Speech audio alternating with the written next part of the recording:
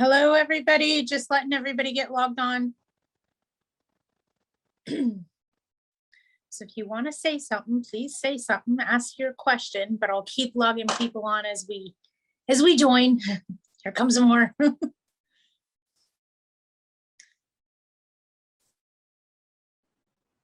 So just getting people logged on. I know I'm a little bit early and I'm usually a little bit late. I was actually on time today. I'm proud of me. So anybody has any questions or anything they want to say while we're waiting for people to log on, please feel free. It's an open format at the moment. Oh, thank you. I'm comfy cash today. I didn't do my hair. We're expecting what hit Texas coming to where I'm at. And it's starting to get windy and we don't have rain yet. It was a little misty this morning, but I have no doubt I'm going to deal with some sort of a flood by the end of the 3-day storm we have coming at us. Not excited about that. Lots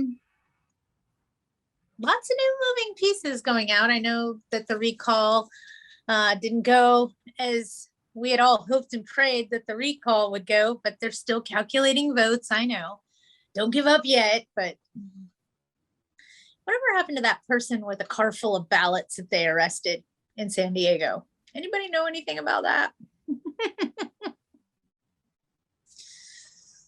It was Torrance. Thank you, Val.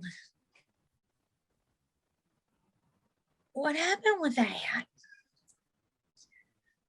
It's okay. They'll do some kind of calculation at some point and figure out that more people voted than actually are in the state. And the cats are serenading us again. Lovely. Sorry. So we're right at 3 o'clock. I got updates for you guys. You're not going to like them, but I do have updates. The other 5 million magically appeared. Oh, I'm sure they did. Just like Lucky Charms, right? Hi, Nick. How are you? Hope everybody's doing good. All right. So called an attorney friend of mine today. There is no video from you or from me. You have to turn on video if you want video.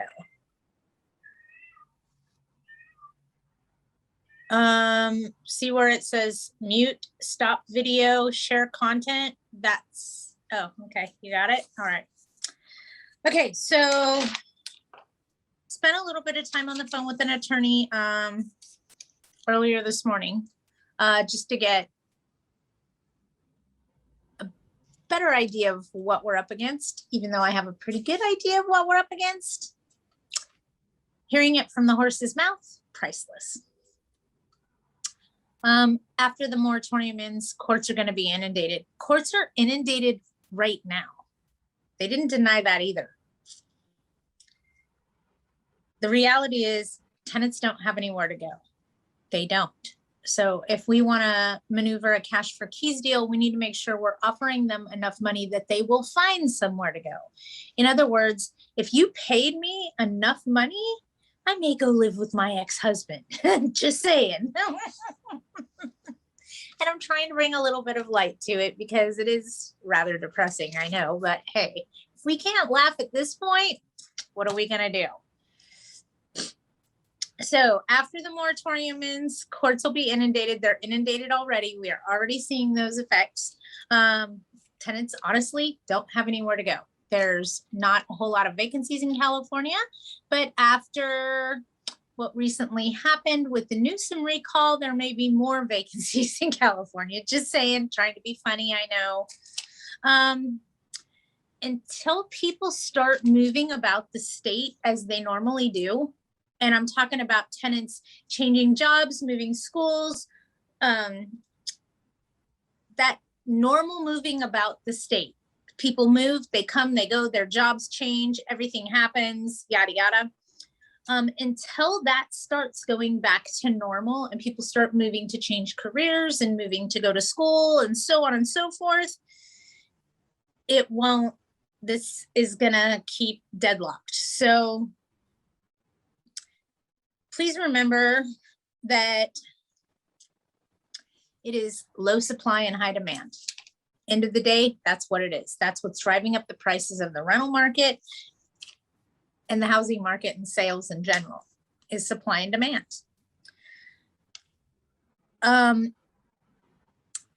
Here's one I wasn't aware of, just so you guys are paying attention. Even after the protected period ends, that's not the end of this, just so you understand. The courts are changing the way that court documents could be filed. We're expecting a change just because current law has a cover sheet regarding COVID monies owed during COVID. When you turn in the summons and complaint to the court, or your attorney turns in the summons and complaint to the court, there's a new several page, and it came out because of COVID. So this has been in place, I want to say, since the 5th of October, roughly last year. So there's this other checklist that's on the front of all evictions that are going through the court. It's something new the court implemented because of COVID. I have a feeling we're going to see something be implemented because COVID protected period's now gone. What does that mean? That means that your legal counsel and people that are filing cases, if you're filing them on your own, there's going to be a lot more red tape to get a case filed. There's going to be new documents. We need to learn the meanings of these documents. It could be quite challenging to your legal counsel to get used to the new format, if you will. They are changing away some of their documents. The supplemental case cover sheet explaining to the court for COVID is a separate 4-page sheet, more or less. It goes on top of a court case that's filed now. We're going to see that change again. So what does that mean? That means we're going to have some rejections from court cases that get filed, because not everybody knows how to fill out this paperwork, dotting all the I's and crossing all the T's. And please take note, even your legal counsel, this is new documentation to them too. So with all the uncertainties, it's by trial and error of how that's all going to play out. But we do see many more stalls from that. Also, not that we needed to hear this, but court fees are going to be increasing, court filing fees. And with that comes attorney's fees increasing as well. So that's something else that we can put on the bandwagon of things to watch out for, is those attorney's fees that we can anticipate increasing based on the court fees going up.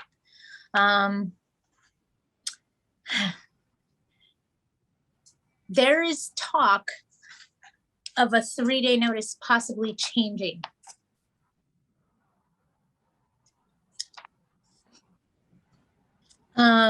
There's no talk of any laws that are currently looming over us or anything that's going to change. Everything is looking like this COVID protected period will end at the end of this month as scheduled per Senate Bill 91. I don't see any extensions hanging there. I don't see any continuances. I see light at the end of the tunnel as far as that goes. However, it doesn't mean that the courts are going to be freed up right away. It's still going to affect us in our business. And the reason I say that is because, come on, you guys, for the past 30 years, if we had a tenant that was in violation of their written rental agreement, we simply said, we'll just evict them, and started the legal process. And what I'm here to tell you is you may want to think about that. The legal process is taking time and money. Opposing counsel is well aware of this tactic. I'll tell you that 98% of the cases filed are contested. Everything is being contested because there's no case law because of COVID. And 92% of those we're seeing at settlement in the court process. So we don't have any case law. There's no rulings on which way this is going to go yet, which makes it extremely difficult and costly for those of us that are in litigation or leaning on that part of the fence. So I know that the legal update isn't the best, but at least now they're stating the courts are anticipating to be inundated. They're inundated right now. If you didn't apply for the government money, and your tenant owes you rent, apply. Because I think that's going to be part of the new checklist. If you didn't apply for the government money during the COVID pandemic, then you can't ask for the money now. Something along those lines of we're going to be forced to at least try to apply for the money, even if the tenant doesn't apply, yada, yada. I think they're going to be monitoring us whether we applied for the government assistance or not. I know it's not like solid things I've given you here, but I'd like to give you what I see that they've thrown at the wall. That way, if something sticks, it doesn't blindside you completely. Okay, so what do we learn today so far? Courts are inundated. The court system's inundated. Everything's being heavily litigated because we don't have any case law regarding the COVID pandemic. Evicting on a nuisance seems to go a little bit faster. It just depends on the severity of the nuisance.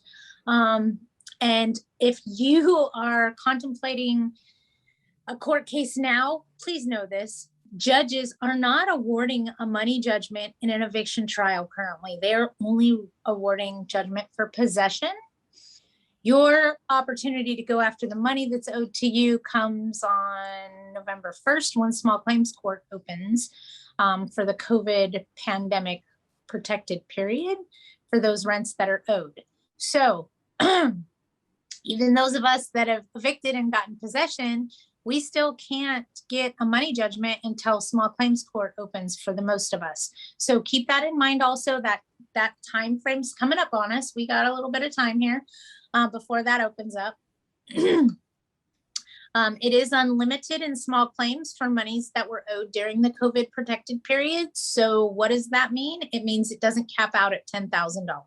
If your tenant owes you $60,000 and it's all COVID rents, you should be able to still sue in small claims court and get a judgment there. They've removed the amount and made it unlimited. Okay. So that is our court update for you guys. Does anybody have anything they want to talk about? If so, let me know. We'll talk about it and make sure we get it addressed. Otherwise, I'm going to move on. And I'll wait just a minute to see if anybody has anything they desperately need to know. And you guys, please don't forget, if your tenant vacated and you're doing a disposition of security deposit, please, I beg you, you can't put rent owed on there during the COVID pandemic protected period. If you do, it's retaliatory per Senate Bill 91. So we want to be careful that we are not putting rents owed during the pandemic on a disposition of security deposit. That's not where they go. They go in small claims court in November. Okay. And I saw a question. Let me see if I can get it answered for you. Just a quick recap on LA. We can still serve notice on October 3rd if they do not pay the rent then. If you've applied for the government bailout, there's going to be a lot of contingencies on that. And here's my thing. I think on October 3rd, we should be able to do on October 2nd. Well, I don't know because I don't have a calendar in front of me, so I don't know which day October 1st falls on. After the 1st, because rent's due on the 1st. It's not delinquent until the 1st. I'm sorry. If the rent's due on the 1st, it is actually legally due on the 1st business day of the month and delinquent on the 2nd business day of the month. So if the 1st is on a Saturday, technically they have until Monday, as long as it's not a holiday, to pay their rent with no penalty. The bank has to be open. It has to be a business day the bank is open. Okay, that would be the first day rent's due, and then the second day would be the first day rent would be considered delinquent. So example, let's just say the 1st is on a Saturday. Technically, they have until the 3rd to pay their rent, and it's not until the 4th that you can legally serve a 3-day notice. Okay, so just an example, weekends and holidays don't count. Okay, thank you, Nick. So Friday is the 1st of October, so rent's due on Friday, and Saturday would be technically the first day you could serve a 3-day notice. I don't suggest you do that at this point. I want to wait at least one more week. I almost want to wait until the 28th of the month. I don't know why, but throughout this pandemic period, it seems like the new things that govern us seem to come out on the 28th of the month. Don't know why. Maybe it's a coincidence. Who knows? But hang in there. I got a feeling some things are going to change. Maybe they won't, but I'd rather err on the side of caution and have a plan in place of how we predict on moving forward. I will tell you this. If you want to evict for non-payment of rent, go apply for the COVID money and then evict them when they don't pay October's rent just for the month of October. Don't add in all the pandemic stuff. That has to be done a separate way anyway. Okay, so going forward, let's start fresh and think about October. If we have not applied for the government funds, it may delay our case. Our filings are delayed because the courts are so inundated. If you want to know what I'm talking about, I'm very familiar with the Inland Empire area. Barstow Court is currently taking anywhere between 45 and 60 days to approve a new case filing. And they tell me, be ready, the courts are going to be inundated right in October. And I'm thinking, they're there already. What are we doing? So yes, I'd wait for October 3rd. I just wait. It's too soon for me to start saying what you can and can't do. Usually if we see a law change or something happen, it happens about a week before the protected period's going to end. So give me that, okay? I don't see any bills sitting there on the fence at this time. So I don't see a new assembly bill or Senate bill that's going to start governing us, but it doesn't mean that gruesome Newsom won't make one tomorrow. Okay, just saying. Can the County of Riverside increase rent for October 1st? My friend received a notice at the end of August for $100 on a $1,300 rent payment. If you increase rent during the COVID protected period, it could be considered retaliatory, especially if they were affected by the pandemic. So let me say this. If I was going to increase rents, I wouldn't do it in San Diego County or LA County until after April Fool's Day. Why? Because they have moratoriums that protect them for an additional 6 months. So LA County or San Diego County, I would wait and serve the notice on or after April Fool's Day. I know, don't ask, it just happened to fall 6 months after the protected period. I didn't pick it, okay? LA County has to wait, or I'm sorry, LA City of LA has to wait 1 year, okay? Your attorney may advise you that you can increase the rents. Mind you, that's the person that's gonna stand next to you in a court of law. Listen to your legal counsel. I'm trying to get you to err on the side of caution. That's all. I don't want to get in a legal debacle. I'd rather back up, let somebody else go test the water, not at my expense. The two most expensive things in this industry, time and money. And I don't want to spend my time or my money chasing a court case right now. It's just not how I want to do things. I want to let that snollygoster that's going on in our judicial system play itself out without me having a toe in the pond. I'd like you to do the same thing. I see that court cases right now are costly, they're time consuming. We just had a client, I don't know if he's on here or not, I could look. He just is going through a court case, got possession of his unit, and his tenant is still trying to sue him because there is no case law regarding COVID. It's bullshit and bureaucracy at its finest, okay? So keep that in mind. Because there's no rules, everything's being litigated by both parties, okay? And what we're finding out is after so much of the litigation or so much of the excitement to get to the court trial, we're actually settling in a settlement agreement, and it isn't actually going all the way through the process. Going all the way through the process, we might have some case law, but let's face it.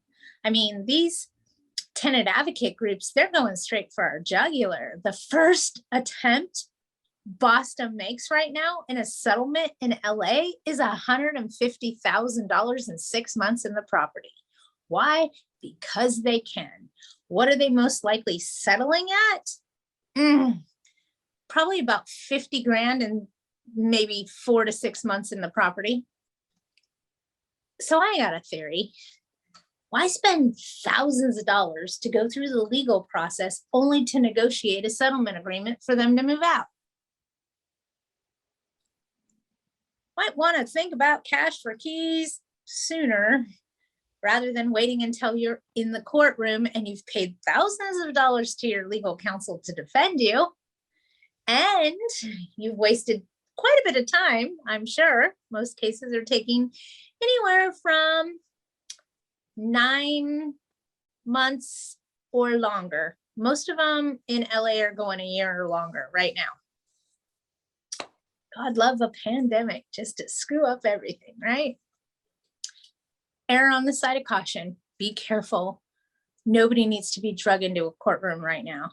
As far as raising the rents, all the tenant has to do is say they were affected by the pandemic, and that could cause some retaliatory issues from Senate Bill 91. So my opinion, not my advice, because I can't give advice, I'm not an attorney, is to wait. If you know what could happen, if somebody kept telling you, don't touch that, it's hot. Don't touch that, it's hot.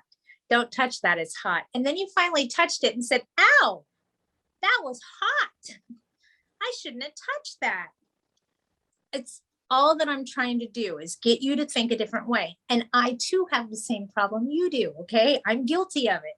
For the last 30 years, anytime we've had a breach, put them in legal, put them in legal. And now my brain says, no, legal doesn't make sense. It's not cost productive at this point. We, the people, have lost our right to a speedy trial, and whether it's fair or not is yet to be determined, okay?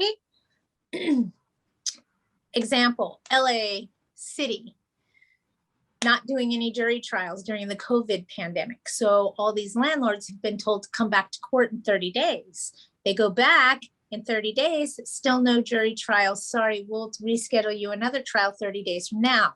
So they've been going to court every 30 days throughout the pandemic just to be told, no, sorry, no jury trials.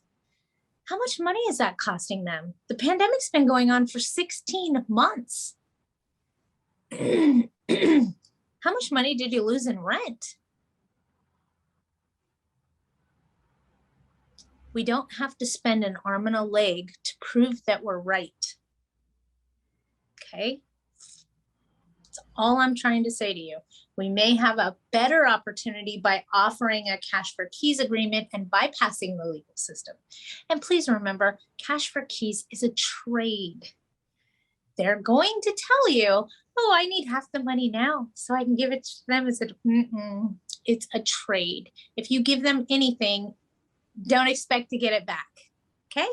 And if they don't comply and move out, you're out that expense. So be cautious, please. It is a trade. You can make an agreement. You can agree to it. You go to the property when they're supposed to be out and stand there. If they're handing you keys and it's all vacant and you're good. If that's not the case, they get nothing, okay? It's a trade. Anybody have any questions for me?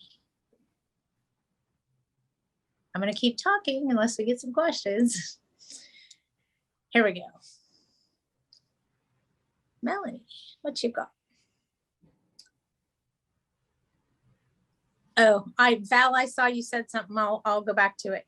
We were in court last week for a pre-COVID rent. See, last week for rents owed pre-COVID. That's what I'm trying to explain to you guys. Thank you, Melanie, for sharing that, because people need to understand what a long, tedious process this is and how we, the people, have lost our right to a speedy trial. We were in court last week for pre-COVID rent, and it was supposed to be the jury trial and postponed to next week. But in the meantime, we're still negotiating with opposing counsel. Tenant to apply for rent relief and vacate in 2 months. Hey, that's not bad. Of course, the tenant came back with waiver on rent and vacate in 1 month. Of course. They don't want to owe the rent and they'll be out in 30 days. What's that tell you? They already got one foot out the door anyway. Just saying.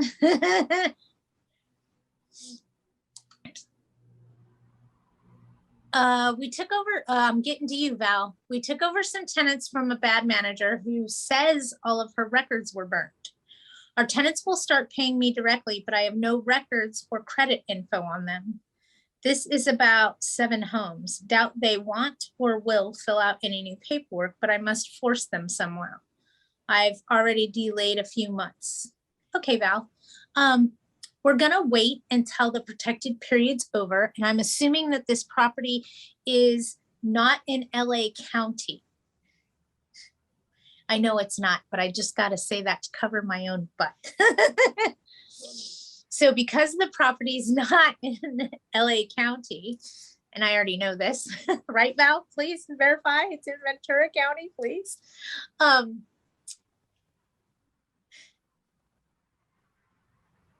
After the 1st of October, and just let me think this through, you can start approaching them with signing a new rental agreement and sharing with them the terms, the written rental agreement. Hey, want to update my records, get a new agreement on file. So I just did a 1-month agreement. Here's a copy for you to sign. It's fine, not a problem, no issue. If they don't sign it, and it needs to be in like terms, okay? So you can't like change the rent or make this ridiculous late fee, okay? It's got to be like terms.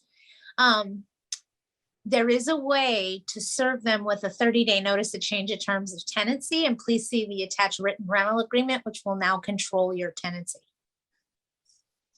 You have to give them the opportunity to sign it first. And I usually do that 2 or 3 times. And then what I do is a 30-day notice of change of terms of tenancy with the attached new lease being their new term. For those of you whose light bulb just came on, please know you can't do that in the city of Los Angeles. So don't even think about it, okay? The original contract controls. So turn that light bulb back off, okay? That doesn't apply to you. Stick your fingers in your ears. But that's how I would do it. I've used this technique before. It forces them into those written terms of the rental agreement. It would not be enforceable in a court of law if you did a rent increase or a huge late fee increase or changed their terms at all. I wouldn't change anything the way it is. I would just tell them, hey, here's your new contract and this is how it's gonna go. Okay, so that's how we deal with that, Val. But you definitely want to give them the opportunity in front. We want to make sure we're doing that through written communication as well, so that we can cover our asset to the best of our ability and show a court of law that we've done everything within our power to try to get them to sign the new agreement with like or similar terms. One of the tricks that I use is and I'm just going to do it like you're a tenant standing in front of me and I want you to sign a new lease contract because the one I have on you is garbage or I don't even have a copy of it. It kind of goes like this. Hi, I was reviewing your file and I noticed that there's a lot of law changes that have happened over the past, oh, God knows how long since you've moved in. And I just wanted to make sure that we had all of our records updated so that you know all of the things that protect you as a tenant. So it's very important that I get a new contract in place and make sure you get all the proper disclosures just so that everything's up to date and you know what your rights are. See how that worked? Okay, so it's okay to use a little bit of manipulation. Did I lie?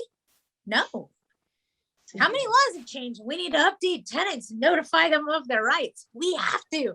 So I'm not telling them anything that's bad. I'm not misleading them in any way. It's something that has to be done anyway, but that's the way I would approach it is, hey, just took over the management and I didn't get the contract back. Apparently there was a fire. So I just want to make sure that I have all the disclosures in place and you are well aware of what all of your rights are because everything in this industry is mostly geared to protecting you. So if you don't mind, I want to review your contract. We can sign a new one so we have a new and fresh on file with all the proper disclosures so that you know the rules. So that's the way I handle that, is kind of like a courtesy of, hey, I was just reviewing and, you know, it doesn't have all the disclosures. So we need all of that so that you know what your rights are. And that's just kind of the way that I approach it when I'm trying to get a tenant to do what I need them to do. I saw something else come through. Okay, you got it. Anybody have anything else that they want to discuss, that they want to talk about? I got a feeling we're going to see some new laws. Hello. I have a feeling that we're going to see some new laws regarding the COVID pandemic. There's going to be a lot more tenant protections for their tenant protected period.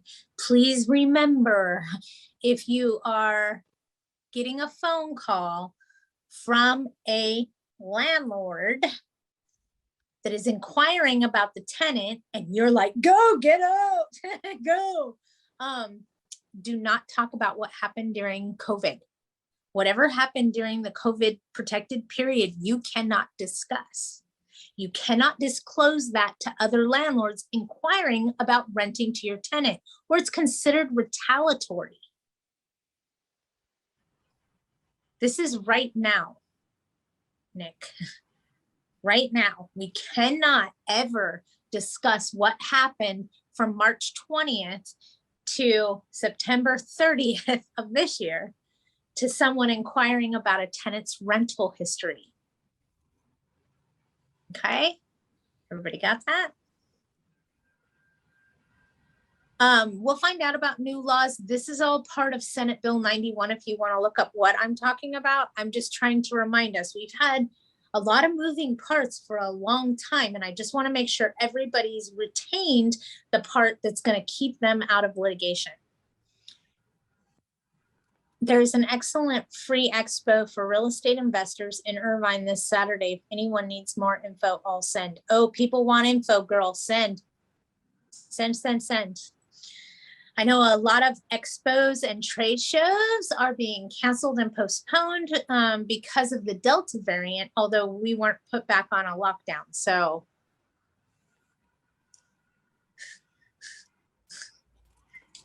I want the state to open up. I want to go back to doing trade shows and seeing you guys in person, okay? I don't like this. I feel like I'm talking to myself all the time. And I'm pretty sure that my animals think I'm crazy. Look, she's talking to herself again. Give her a minute, Nick. I'm sure she'll put that info up. Anybody have anything that they want to discuss? Any concerns that they have going on right now? Something that we need to be aware of? I don't see a new assembly bill. Hang on, Veronica, I'm coming. I don't see a new assembly bill, so I don't see something that's glooming over us that's about to pounce or change. I honestly, seriously think this will end at the end of this month. Veronica had a question and I pushed the wrong button. Sorry, you guys, I'm getting better at this. I'm not the best at it. Chat. Is it unlawful to increase rents now? It's a convoluted question. It is unlawful for you to increase the rents right now if the tenant was affected by the pandemic.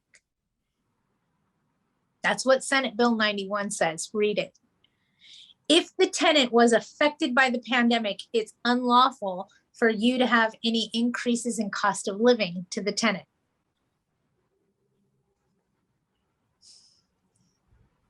How true is that? There's no case law. What do they have to do to prove they've been affected? There's no case law. I was affected by the pandemic. Were you? Of course you were. You've had to wear a mask in the bank. God knows I never thought I'd see that day. Realty411expo.com. Thank you, Val. So if the tenant says they're affected, that could cause a whole nother problem. That could cause a retaliatory issue. If you read the fines in Senate Bill 91, the courts can fine you up to $2,500 per month that the increase was in effect. My question is, how much is your rent? Because a $2,500 fine is atrocious, especially if they slap you with it monthly. And because there's no case law, it's kind of a gray area as far as the courts are concerned. All of this is a huge gray area because nothing's went all the way to trial and we don't have any case law. Okay, following along? There's no case law. People sometimes ask me, what am I talking about with case law? So let me explain to you. We all know that if there's a habitability issue at a property, we can't charge a tenant rent. Habitability issues could be a leaky roof, no running water, no hot water, no locking doors or windows, no mailbox key. These are all habitability issues, cracking and peeling paint, yada, yada. How do we know this? We know this because a tenant by the name of Green was evicted back in the 1970s. Once he was evicted, the tenant then turned around and sued the Superior Court of California. He won. Now we have habitability laws because it went through the whole rigmarole and we have case law because of it. You can look it up. It's Green versus Superior Court of California. It happened in the 1970s. I want to say 73 or 78. I don't have the date exact. I'm sorry, but it's now why we have habitability. And we know what's habitability and what's not, so we don't have to go to court every time. That's case law. Okay, hope that all made sense. But that's the biggest problem right now is we don't have case law. What bill is it about the rent increase? That's in Senate Bill 91 where it talks about retaliatory issues of what the fines could be. And then it says no cost of increase in expenses to a tenant that's been affected by the pandemic. How do we know if they've been affected or not? We've all been affected. I've had to wear a mask. Have you?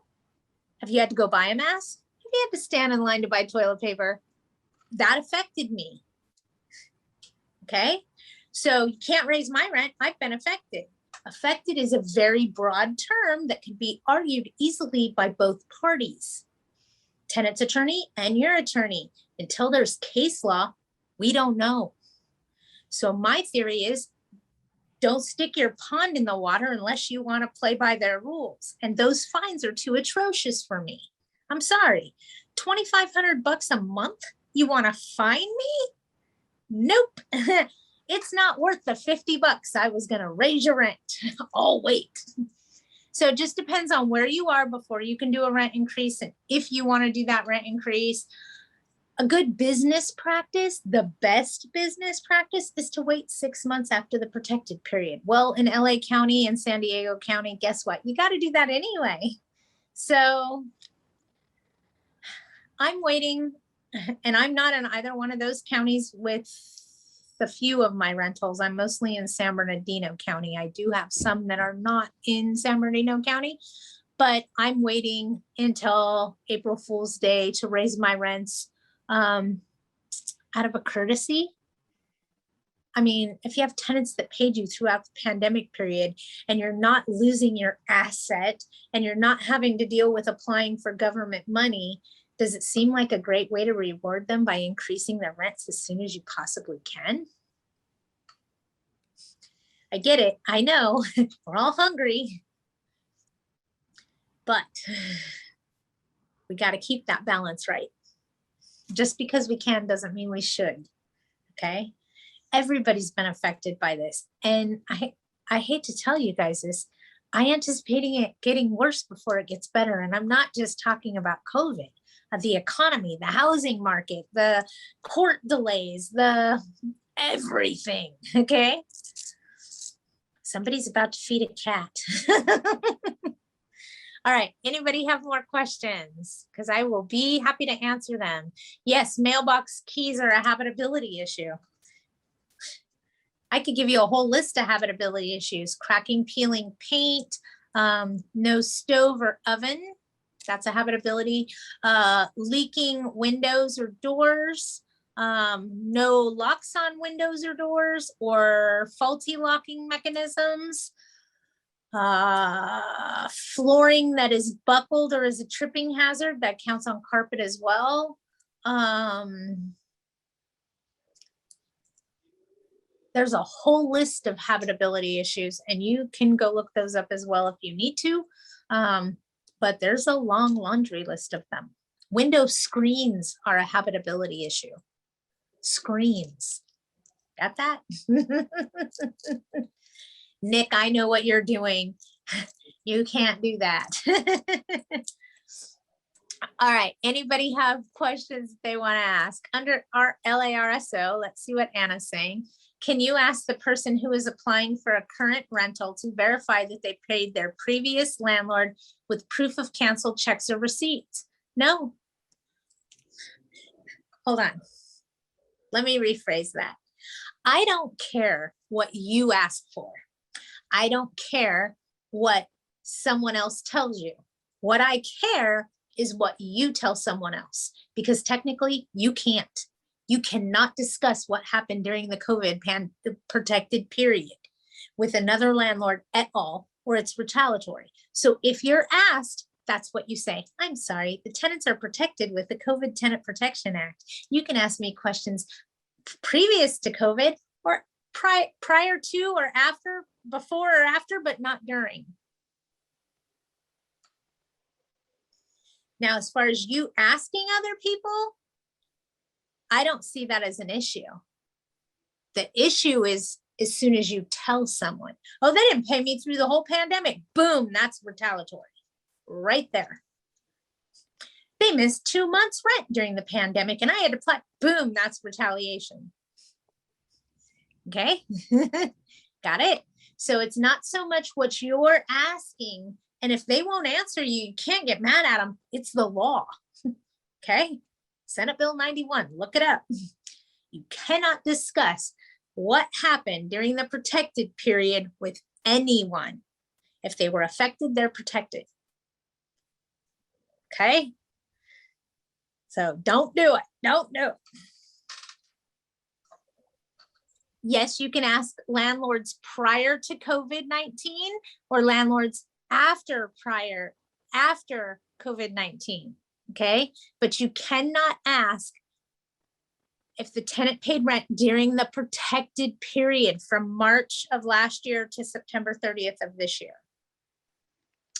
For next year, rent increases 30 days or 60-day notice at the end of February or March.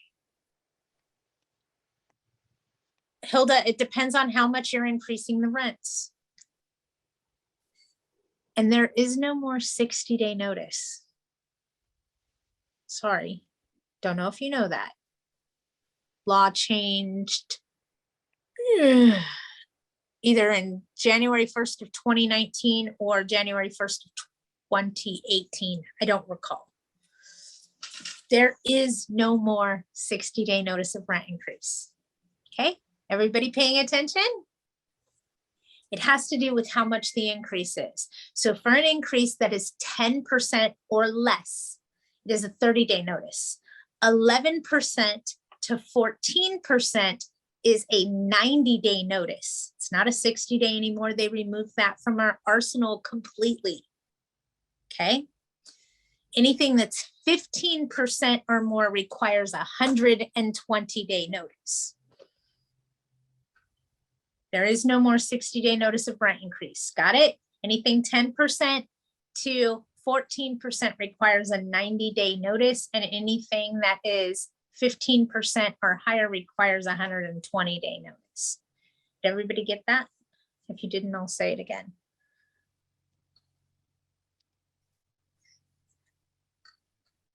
I'm trying to sell a house. It's not selling. Now I may consider renting, which is so scary right now. No, don't be afraid right now to rent. Okay, don't be afraid to rent right now. Okay, hear me out. Don't be afraid to rent right now. Why? The protected period's over. We're getting back to business as normal. All these people need somewhere to go. Don't be afraid to rent right now. Don't be afraid. I know I can only charge max double rent as a deposit, but I want more to weed out the riffraff. What other fees can I charge besides pet? For example, if rent's $1,000, can I charge a $2,000 deposit plus cleaning or anything else? Yeah, you can charge a cleaning fee, and Val, help me help you, because that's not the way you want to go here, but I get where you're headed. You can have a cleaning fee, and I'll keep it simple for you guys. A deposit is refundable, a fee is not. But that means you have to clean the unit after them. And if it costs you more to clean the unit than what they paid, it causes a whole nother conundrum. So don't even go that way. If you want to filter out the riffraff, change your credit score. Change your criteria. Okay. Some people put, you must make 2 times the amount of the rent to move here or live here monthly. Some people put 3 times the amount of the rent. Some people put 4. It depends on the demographic of your area. If you're concerned right now and you want a higher income qualified tenant with more credentials, change your criteria. Your area may not support what kind of tenant you'd like to have in your property. And let me give an example just so you guys all understand what I'm trying to say. If you were renting a house in Laguna Beach, okay, just saying, right on the water, you may ask for a FICO score of 700 or higher. Okay, you may ask that they make 5 times the amount of the rent monthly. God, it must be a $10,000 condo. Who knows? Okay. If you were renting a house in Compton, California, could you ask for a 750 FICO score and 5 times the amount of the rent? No, because no one that lives in that community, and I'm speaking generally here, not specifically, it would be very difficult for people in that community to meet that criteria. It doesn't fit the demographic of the area. You with me? So, and if you're renting for 1,000, this is just me being me. From the last person that moved out, make sure you increase it at least 10%. Okay, 10% is the maximum you can go. So make sure you're doing it because the market allows it. Remember, you guys, we have a huge demand and a very small supply. Take advantage. Okay, take advantage. Might as well. I have this saying, fill up your buckets while the grunion are running, because they don't run forever. Eventually, and if you guys want to know what I'm talking about, right now we're at top dollar rents. Will they go up from here? We don't know. It all depends on supply and demand. At some point, something has to break. We can't keep spending 22 bucks for a 2x4. It's ridiculous. So with that being said, if you raise up rents and you got them up way high and you got these people locked into a 1-year lease, let's take Compton as an example. Let's say we got them in a lease for 1 year, $5 grand a month. Well, in a bad market, that unit really rents for like $2 grand a month. Okay. Well, now the market crashes. We're pretending. Okay. Real estate market tanks, everything tanked. Okay. Now you have people that want to vacate because they have to pay you $5 grand a month on a unit that's only worth $2 grand a month. What do you have to do? Adjust. You have to adjust with the market. You have to adjust with what's happening. So a lot of times when I had tenants to go, oh, you know, we're thinking about moving out, I just lower their rent to what market value was. And 9 times out of 10, they stayed. Remember, sometimes it's cheaper to keep them, especially in a bad market, especially. Other things that I could point out to you to help you understand what I'm talking about. A lot of tenants are currently purchasing, they're no longer requiring factual income. They're back to stated income. God love them. So as lending continues to do what it does, and they're back to whatever option arm loans are, but they're not calling them that. We're going to see more tenants that have purchased in a high market where the value isn't there. And at some point that's going to come crashing down. They're all going to need to live somewhere. Okay. So when a market crashes, who you usually have coming in and applying to rent from you is owners that are in foreclosure and about to lose it. Again, you have to adjust with the demographic of the area, with what's happening. That way you don't get steamrolled. Okay, so we got to flow a little bit here, especially with this COVID stuff going on. We're just kind of flowing with what's happening. The court systems are inundated. That's great. Avoid them. Okay, we can play nice without the courts. We can eat crow and talk to our tenants in a manner that makes them want to stay and pay us. There's nowhere for them to go either. And it's a broken system. Hopefully it corrects itself in a rather fast fashion. You're in Compton this week at the court as a courthouse juror. I'm sorry. Is it on a non-payment of rent case? I'm just asking. All right, does anybody have anything else? So today we learned that the courts are inundated and they're anticipating getting inundated on the 1st of next month. They're already there, folks. So I don't know how much worse this is going to get before it gets better. There's no case law, so it makes it hard for us to decide what we can and can't do. There is no line in the sand that says what we can and can't do. There's a new law that came out that gives us an idea, but until attorneys argue that and figure out the case law, we don't have the answer. So my theory is err on the side of caution rather than doing something that's going to put you in a costly litigation. And I don't have to tell you how costly it is. You guys know. You guys are out there living it. I mean, I just had an owner tell me they spent over $30,000 just in litigation expenses. What? I don't want to put my toe in that pond. Don't even want to see the temperature of the water. Want to avoid it at all costs. In the event I have no choice but to go into the system, then that's what you have to do. If you have a material breach of the lease, they won't go on a cash for keys, then you have no choice. You're forced. I hear you. I feel you. I'm with you. Start talking about negotiation and settlement as soon as you hit the door. You don't want to get sucked into a case law case. They're costly and they're timely. And when I say costly, I would guess a couple $100,000 and take a couple years. Well, come on. We have owners that are still in litigation that started in the beginning of COVID. Scary. It's very, very scary. All right, anybody have any questions for me? Otherwise, I'll end this for today. April, do we have an update on money? I saw that you were on here earlier. You may be busy on the phone. I know that we're starting to see a lot of money coming out from the programs. So you guys apply. It may be effective on how we serve that notice here in a couple weeks in October when they don't pay us. And if they pay us in October, it might get a little interesting. Oh, Melanie, what'd you say?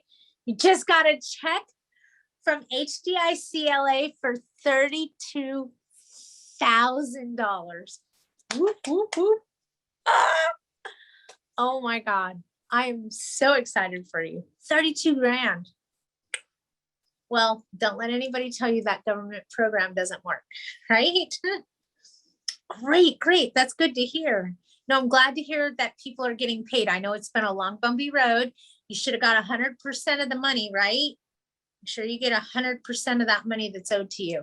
And from what I'm understanding and hearing from people, you know, the tenant has to apply to this, to that.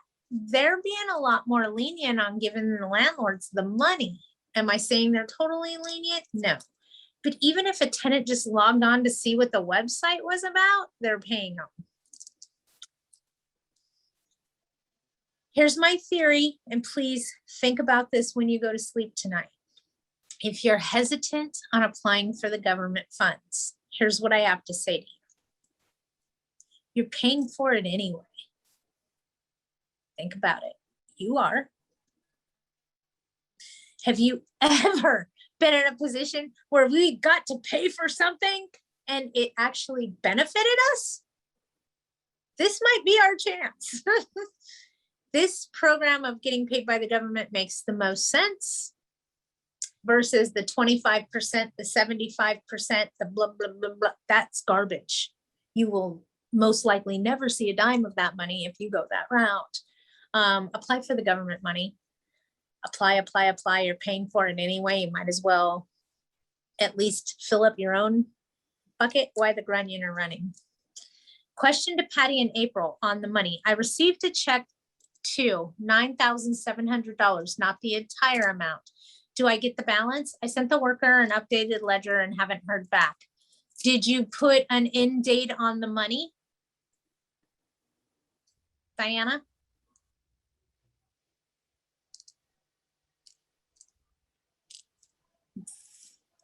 Call the worker back again. And if this was in City of LA, HDICLA, I'm sorry, I'm just waiting. Apply again, reapply. Patty? Yes. Okay, I didn't catch who asked that question. Oh, Diana, it was Diana. Yes. Okay, so for the people that received payments, they will get another email for the additional. It's gonna be another waiting period.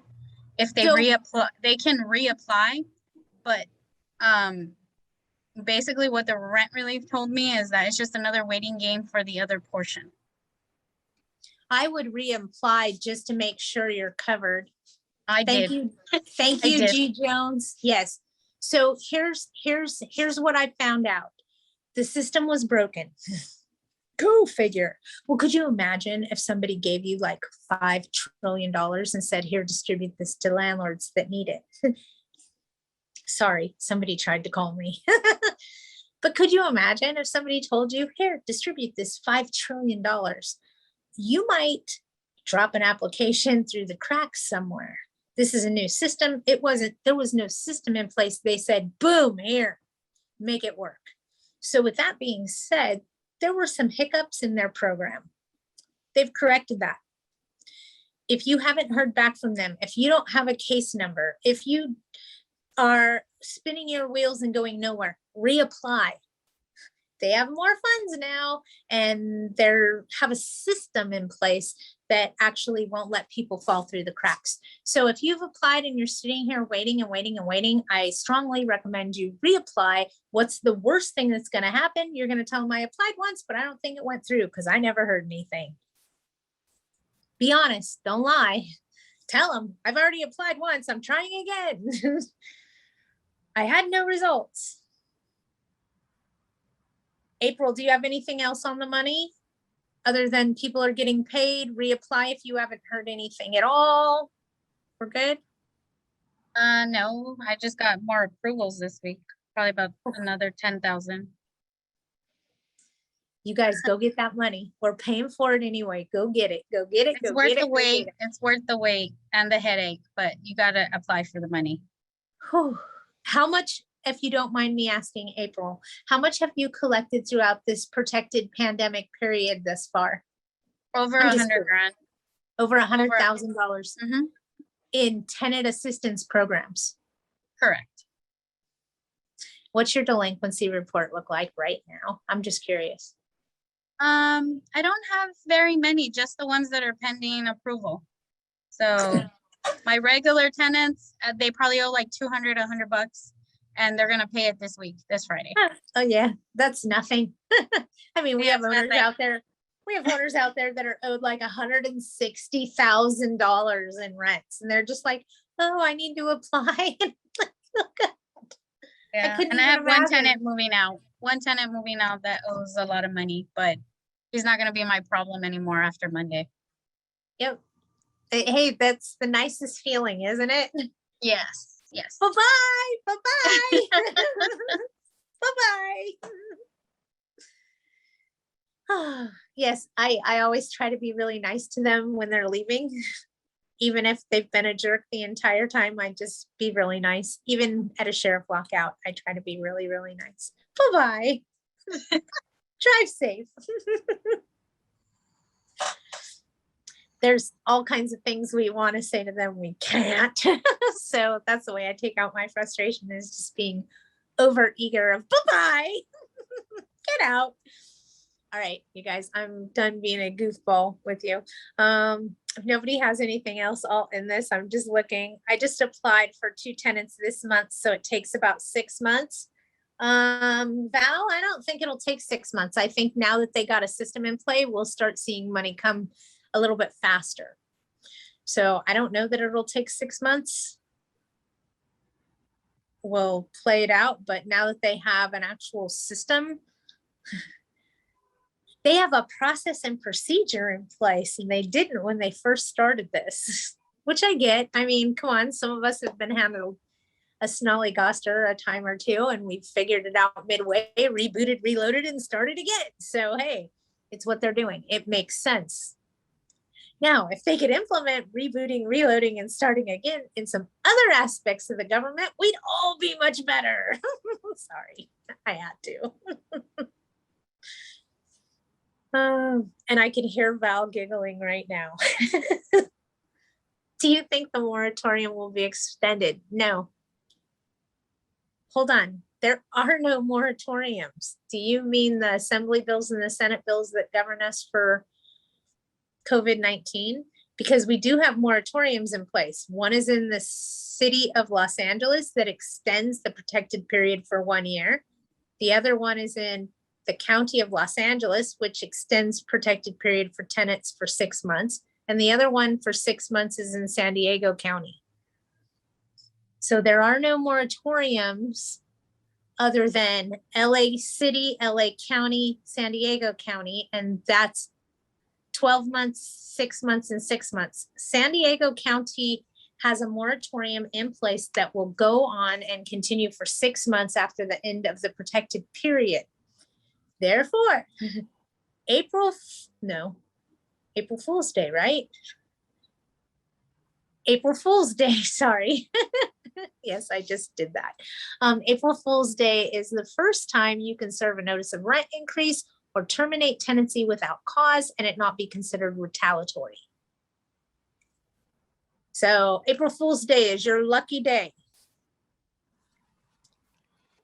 Protected period ends at the end of this month. Yes, in San Diego County, though, they have an extension. They have a moratorium in place in San Diego County, LA County, and LA City. Those moratoriums stay in place. Senate Bill 91 controlled that. Okay, anybody have anything else? Nothing? Nothing. All right, I'm excited. I'm excited about next week. I got lots of updates coming for you guys and new training videos that I'm working diligently on. I know, but I'm getting there. They're coming together. I'm excited. Should be rather interesting. And we have an AGLA webinar next week, I believe on Thursday, regarding tenant advocate groups. So if that's something that interests you guys, what tenant advocate groups are doing now, and things they don't want us as landlords to know, you might want to tune into that. That's next week with AGLA. You can sign up with them. Other than that, I will be here next Wednesday just to talk to you guys about what's happening in the world we live in. Yes, Nick, bye from Compton. Oh, wait, we have another question. Hang on. The tenant was served in July, just after the 4th, and applied within a few days after being served. So it took from July to September to get paid. Yeah. July. I want to say that was in the very, very early stages of the pandemic, yeah, of when you could apply for the money, I think that's where they dropped the ball.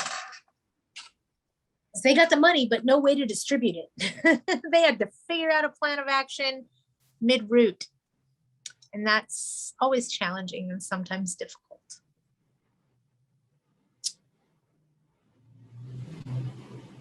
I'm just lingering in case somebody has something else they want to ask. Otherwise, I'm going to do this. And remember, no money's on your dispositions of security deposit, you guys. No rents. Don't do it. That's a definite. You put it in writing, you're getting the flippin' retaliatory fine issued to you right then and there. Don't put it on a dispo. It doesn't belong there.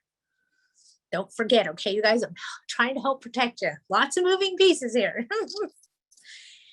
Sometimes when they dump one of those new laws on us, it has so many moving pieces, we don't retain it all. We just retain the part that makes us go, wait, what? And then we get focused on that and don't hear all the rest of it. So I'm here to try to remind you about all those little pieces we may not have paid that much attention to, just to make sure that we're not exposing our asset. Sorry, Patty, but can you repeat that about the mobile disposition? On a disposition of security deposit, you cannot put rents owed during the COVID protected period. It's retaliation. Even if even if the it- tenant was not affected by COVID, or if it's a Section 8 tenant? Show me how they weren't affected. Okay, gotcha.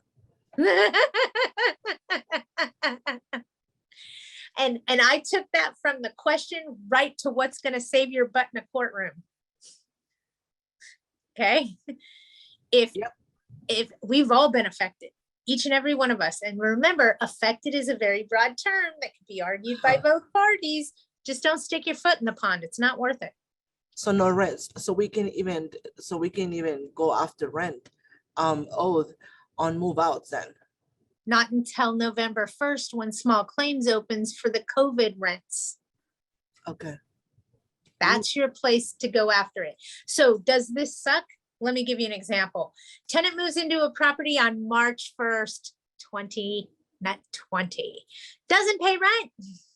Has lived there for 16 months, moves out. Oh, yesterday. I'm doing the disposition of security deposit, left the unit. Nice. Can I charge him anything on there? No.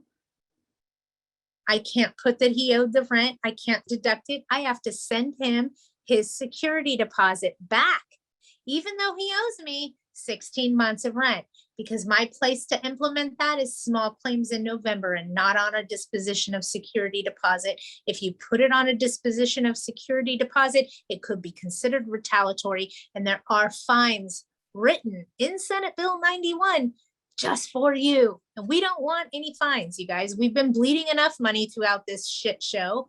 We don't need help bleeding more money, okay? Let's err on the side of caution and be safe and careful and cautious rather than be in litigation. It's just too risky. And I saw a bunch of stuff come up, so hang on, let me get to it. Unless you get permission from the tenant in writing. Yes, Val, you are correct. You had a tenant that put up double the deposit. This is the one you're applying for. But if I don't get the government funds, the tenant's asking me if he can apply part of his deposit toward the rent. I said no. Okay, so if you get in writing from the tenant, and I'm not talking about an email, I'm talking about pen and ink, because courts recognize pen and ink. It is okay to deduct my unpaid rents from my security deposit. If you get that in writing from the tenant, then you can put that rent on a disposition of security deposit. If you don't, you cannot. It's that simple. Patty, please explain what it means that LARSO has the extension on the moratorium. The city of Los Angeles has a 1-year moratorium that extends tenant protections to tenants affected by COVID. So basically, Everything that covers us right now is how I look at it, about rents being owed, payback period. They have 12 months to pay that money back. Just apply for the government money. So everything in LARSO is extended an additional, sorry, people are texting me and I'm trying to close it. I'm closing all kinds of other things. I lost my train of thought because my web guy just texted me something and I thought it was funny. He wanted to know if for the past hour we've all been complaining about how Newsom didn't get the boot. We didn't evict them. Sorry, I lost my train of thought. Let me go back.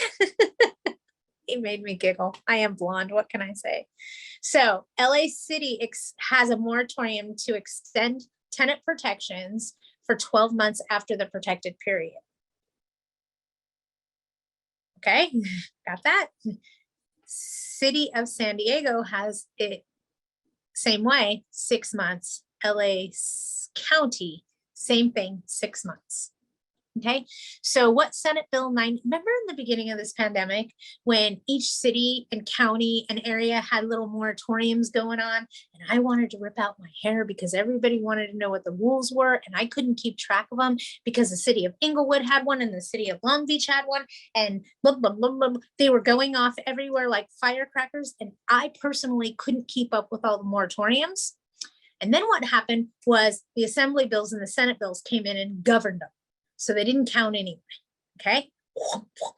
Okay, now that they're leaving in the last Senate bill that was written, which is Senate Bill 91, it clearly states that only those municipalities, meaning individual cities and counties, only the individual counties and cities that currently had moratoriums in place at the time that bill went, could continue those moratoriums after this bill ended and the COVID protected period was over. So that leaves 3 in Southern California. Okay, so this doesn't count for Northern California. Take note, only Southern California. That would be LA City for 12 months, LA County for 6 months, and San Diego County for 6 months. And it's written in Senate Bill 91, just so you know. So if they don't pay November 1st, I cannot give them a notice to pay or quit. They have 1 year to pay you back if you're in the city of Los Angeles on that money. Your small claims case just went from November 1st of 2021 to November 1st of 2022. See how that works? You have to give them a whole year. Okay. I hope that helped. I know it sucks. I'm sorry. I have one of those too, and they do suck. All right, if nobody has anything else, I will go ahead and end this for today. I can't thank you guys enough for joining me. Be back next week. We should have a better insight. I'm looking at my calendar. Next week's the 22nd, right? Yeah. So I might be in Maryland, in Baltimore that week. We'll find out. Maybe you guys can all come to Baltimore with me. We're gonna go see my friend. So we'll be live next Wednesday for sure. We might have some more updates. I will do a little bit more talking with attorneys. The problem is whatever changes the courts are gonna make. And the reason that I say the courts is they're the ones that's going to change how a case is filed. And they're the ones that are going to change what verbiage is on a 3-day notice to pay rent or quit. So hopefully we'll have something by then. Reality tells me from past experience, I'm probably looking at the 28th of the month. Why they do it that way, I don't know. But it seems to me like every time the court makes a change or something like that happens, it usually happens toward the very end of the month, usually given about 3 days or so before the actual end of the month. So again, no more extensions, but apply for that government money. I don't think you're going to be able to file a case on a 3-day pay rent or quit for the month of October for October's rent, unless you've applied for the government funds, which makes no damn sense to me whatsoever, because it's after the protected period. That should be done and over with. But God knows I don't write the rules in this state, or we'd all be in a much better place right now. It just doesn't make sense. So we'll see what happens. Okay, I'm optimistic here, but there's going to be some kind of a change here by the 28th of this month. It'll be a change in a 3-day notice. It'll be a change in how a court lawsuit is served regarding COVID rents versus non-COVID rents, etc. But other than that, we're gonna be free, kind of, kind of. No, they can't keep locking us down. They can't. This Delta variant has proved to be a little booger. I have a couple of friends that have gotten sick from it. They've recovered, thank goodness. COVID does weird things, just so you guys know. I have a friend that had COVID 7 months ago. He still does not have his sense of smell back. And they don't know if he'll ever get it back.